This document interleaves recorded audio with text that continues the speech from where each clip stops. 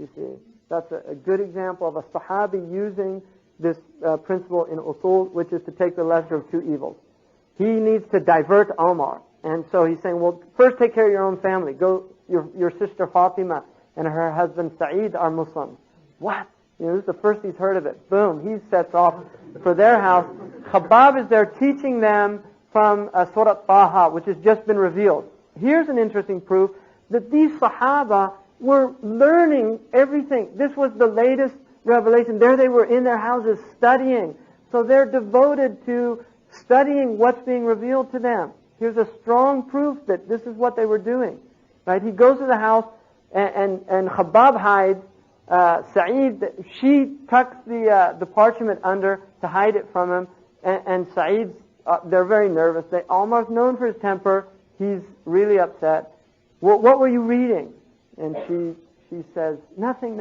I know you're reading. What was it? Give it to me. She's upset. He slaps her, causes some blood to come. Here's a sign also that Omar he's a compassionate man. He's not a bad man, but he's got a really bad temper. And he knows he's done something wrong. And that's his sense of justice. I shouldn't have done that. And that's obviously what a lot of people with anger, with tempers do, that are good people at heart. They feel bad after they lose their temper. So this is what he's done. And then he wants to see it. She says, you can't, you're unclean, go do wudu. So he teaches, tells him how to wash. He reads it, and he says, Wallahi, there's nothing like this. And then Khabbab now comes out, says, Subhanallah, I heard the Prophet make a dua to make you a Muslim. Right? And so he says, well, let me go to him. So they go, and Hamza's there.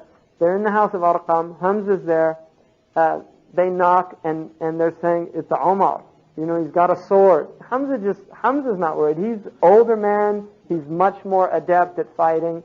And he says, let him in. If he wants a war, we'll give him a war. If he wants peace, we'll give him peace. And he says, I'll kill him with his own sword. Right?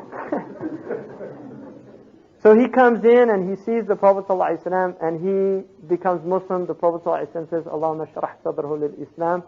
And Sayyidina Umar immediately, he goes out, he thinks, who is the worst person that I can think of against this? And it's his own maternal uncle, Abu Jahl.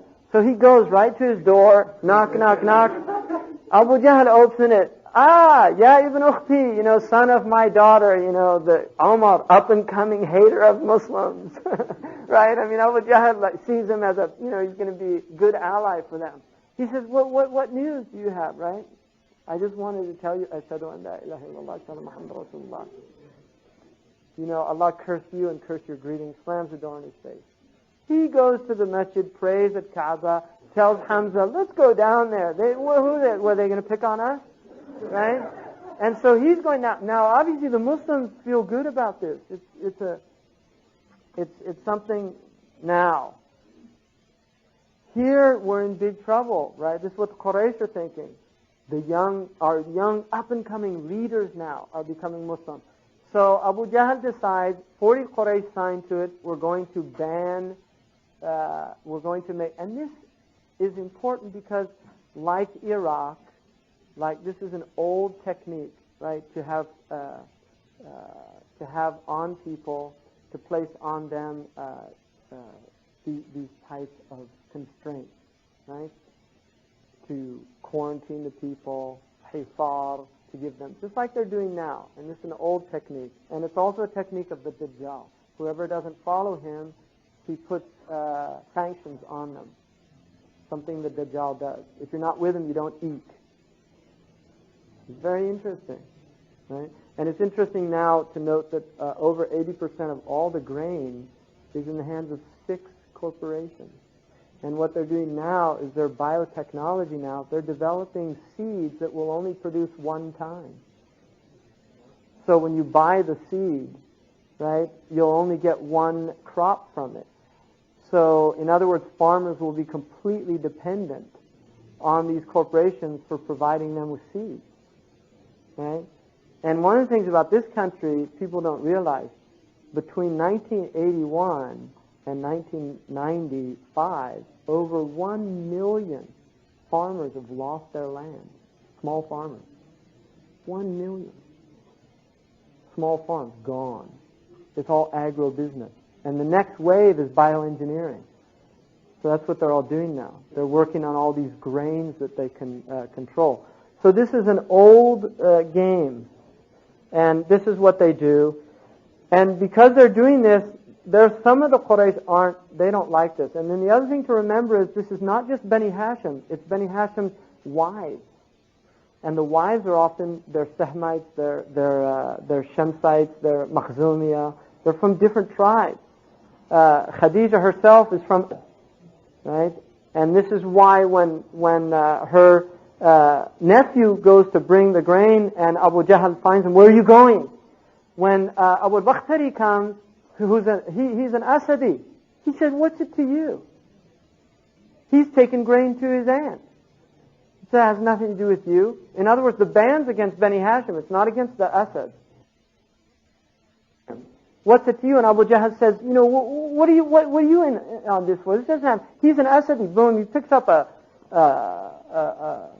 piece of bone and smashes it over Abu Jahl's head. Hamza comes by and obviously he's delighted, right? But the point is there's a lot of tension now. It's not just amongst the Muslims against the mushriks. The mushrikeen are starting to fall apart, right? So there's real tension going on, and this is what's going on. For 3 years, this ban, it starts in the 7th year of Hijrah, of the Bi'tha, and it's going to go to the 10th year, some say 2.5 years. But it goes on for a long time. And they have to eat, at a certain point, Bani Hashim's eating leaves from trees and shrubbery outside of Mecca. So they're really suffering. And the people that are with them are suffering. And Abu Bakr, during this time, loses all his money. He was a wealthy man, and he's just spending it for the sake of Allah. What would happen is when the caravans come in, the Muslims would come to buy things. Abu Lahab would be there, who's a Hashimi, but went with his cohorts. He went against his own family, Bani Hashim. He went with his cohorts. He tells them, no, raise the price. So they raise the price so high that the Muslims that are not Hashemites can't even buy them because most of them are poor.